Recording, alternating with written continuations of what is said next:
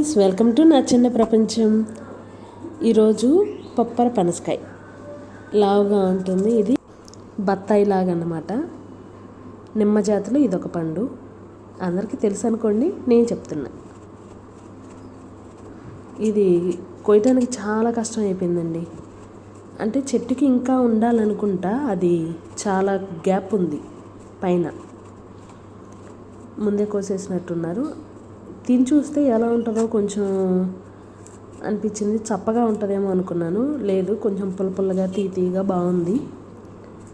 పులుపుగా ఉన్నవాళ్ళు, ఇష్టపడేవాళ్ళు ఇది కొంచెం తినొచ్చు. బాగా పులుపేం లేదు, చాలా బాగుంది.